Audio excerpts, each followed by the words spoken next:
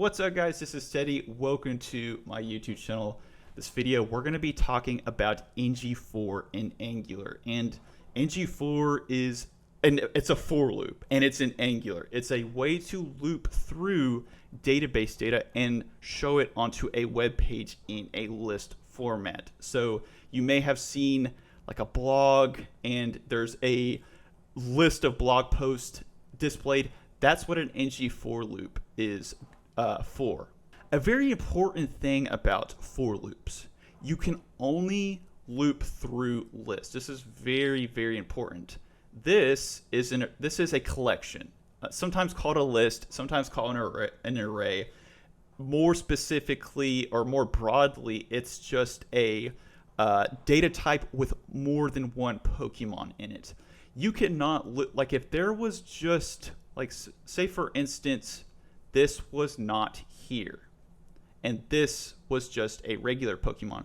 You could not iterate through this with an NgFor loop. Remember that you can only iterate through list, and if you ever are programming and you see weird errors, like you see object,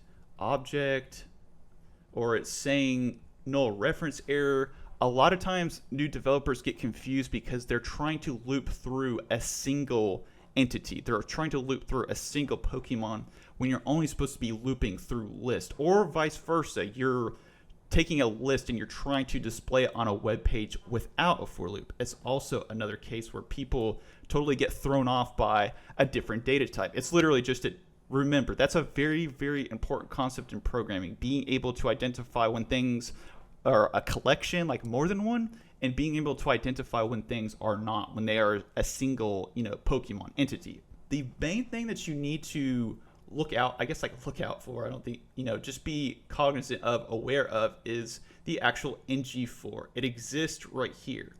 And luckily for us as developers, in Angular in 2022, it's very abstracted. You used to have to do, there was more things that you had to do, but now you can just get away with a star NgFor, go ahead, toss in your for loop. So if you're not familiar with for loops, I will just kind of break it down for you. So here is the actual collection. This is the collection. This is the list. This is what contains the data of more than one Pokemon. And right here, what's going to happen is in each for loop, this is going to be what the actual for loop returns to you. It's kind of a difficult concept. Like if you don't understand anything about for loops, imagine that the computer is literally, the computer doesn't know what you want. Like you have to tell the computer exactly what to do. It's a beauty and it's a curse. Like you have to be very specific. So what this for loop is actually going to do is the computer is going to reach into this collection. It's going to give you the object, or it's going to give you what you want, which is the object of Pokemon, and it's going to say, what do you want to do with this one? And then you're going to tell the computer what to do.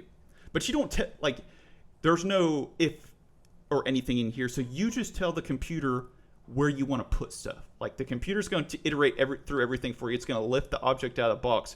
You are just having to tell the computer where you want to put this data that's being iterated through. And you tell the computer where by going through and dotting and putting these interpolations. So now we're combining things. We're combining string interpolation with a for loop, and it's going to display it on the web page, as you can see here. And what's going to happen is we will have Pikachu right here. So Pikachu is going to be right here, and then it's going to go to the next one. It's going to go boom. Okay, lifts up the Pokemon. Okay, now it's going to go. Okay, what do you want to do with Squirtle? Then it's going to you are going to go. And my Wacom tablet's messing up. Then you are going to tell the computer. Let me see. You are going to tell the computer Pokemon.name, but you don't actually put that there. The computer is going to do this for you. And then what's going to happen is down here, there's going to be another entity. Squirtle is going to go down here. Just remember, this is the collection. This is the actual iteration of each one. This is the computer going down and going, what do you want to do with this one? What do you want to do with this one? What do you want to do with this one? Okay, so enough of theory. Let's go ahead in here and let's code this thing up. So And we're also going to learn about types as well too. It's going to be another exciting lesson in the world of Angular. So we're going to go in here. We're going to go Pokemons, and that's probably not the best naming for that. There could be a different, is it Pokemon? Is it Pokemons? I don't really know, but we're going to call it Pokemon so people don't get confused. So we're going to go down here, then we're going to go name, and we're going to make a Pikachu. Pikachu. Type. And we're going to make it electric. And we need to put quotes around Pikachu because it is a string. Okay, and then I'm just gonna copy this down. I'm gonna do the exact same thing and just change it. So we're gonna go down here. Then I'm gonna call this Squirtle. It's gonna be water. Then I'm gonna go down, I'm gonna do exact same thing again. And this one's gonna be Charmander. And I'm gonna take that E out. And then this one's gonna be fire. So we can totally get away with this, but it's about time that we learn about type checking. We need to learn about type checking because we're kind of getting pretty far in here, and we need to learn how do we apply type checking to this. Any is a bad word in TypeScript. If you use any a lot, people are going to get mad at you. You can't. Any is a no-no word. That's like a cuss word. If you use any in TypeScript, that's a no-no word. You want to apply type checking to this. So what you're going to do, we're going to go up here, we're going to go Pokemon, and then what's going to happen is we're going to basically apply type checking to this, and you'll see this in React TypeScript. So this is going to be a number. This is going to be a name. So it's going to be a string, and then here this is going to be a type. It's going to be string as well too. So what the hell did we just create, and what is an interface? And I'm going to talk more about interfaces later on. And I'm actually going to be making a TypeScript course here in a second. But what is basically, this is essentially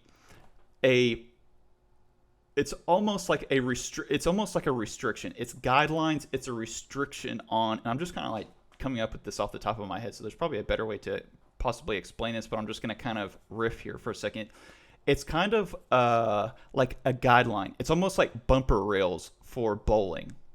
Whenever you are bowling, you can just bowl regular, but if you're not good, the ball is going to like fall down into, the bowling pit, whatever, and you're not going to get a strike. This is kind of the same thing. It's essentially saying if the ball goes out of bounds, it's going to give you an error. If you go outside the lines, if you go outside the boundaries that you set with the interface, it's going to give you an error. So why would we even do that, and what would be even the purpose of that? The purpose comes when you have very large apps. Let's say you and like 20 people are working on the same exact application. Pokemon is shared everywhere, and somebody just comes up to Pokemon and they have some type of duty or task that they're supposed to do, and they're just like, I'm going to add is cool. We need to add this because this is a feature for the app. What's going to happen is you're going to get this error. So this is essentially saying, if you want to use this, excuse me, my throat's getting like raspy. You need to come up here and you need to add this up here. You need to declare this. You need to add this bumper, up for like bumper bowling, to make sure that if this actually occurs, that people know that this is here. And if it's not there, it's going to bounce it back or give you that red error just before. And if you look here, if we don't have it, it's going to do the same thing. It's going to say, hey, you need to add is cool up here, or you need to do some type of thing to tell us that is cool is what's supposed to be here, or it's going to give you, like I said, that error. And that's kind of a long riff about type checking, but that's really, it's not much more complicated than that, of why we actually use interfaces. And you could also use this as a class too. It's like you come up here, you could do class, but just for interface, that's a really, really, really important thing to learn in Angular. So do not skip that. Okay, so I've went ahead and I've made a table here, and I'm going to have a stack blitz. So if you want to copy this, you can, but you don't have to copy this word for word. You could just put some simple divs down here. We're just practicing. We're trying to learn the concepts of for loops so that you guys can go off and do this on your own. We're not trying to build like an actual app, but what I'm going to do is I'm going to go ahead in here and I'm going to build a little a table row. And what I am going to do is I'm going to add an NgFor. Finally, we're getting around to the NgFor. I've been blabbing all day. Okay, so let Pokemon of Pokemons. And let me make sure. So this is what's going right here. Just remember that. The actual list, the actual collection is going to go on the right side.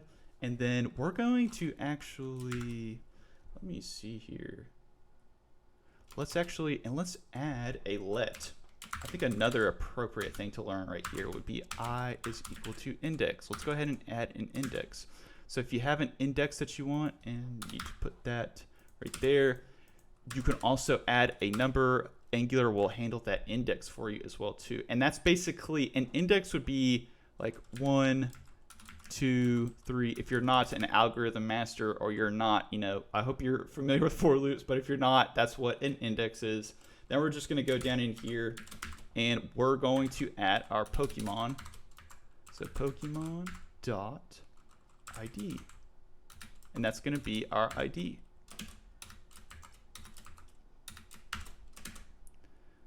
Actually, we could just put our index here. So I can just do I. Let's just have I here. That'd probably be better. Or you could do your ID for your Pokemon too. We actually have an ID here as well too. But either or, whatever you want to do. You want to be crazy and add the I, that's great too. Okay, so now we're going to go here. Then we're going to go Pokemon dot. Let me see. There should be some type of type checking here. So Pokemon dot name. And it works out. That's one of the beauties of type checking, is that if it's not right, it will tell you. Then we're going to go Pokemon dot type. And that should get us into there. Okay, so now let me make sure that there are no compilation issues, and I'm just going to go into here and we are going to check this thing out. And would you look at that? That is so beautiful. We have a nice little table full of our Pokemons, and we have a nice little table telling us what type of Pokemon that they are. What awesome data that we have to work with. We are data masters. Anyway, I hope that you guys enjoyed this. If you guys did, make sure to hit that like button, make sure to hit that subscribe button, and as always, thank you for watching.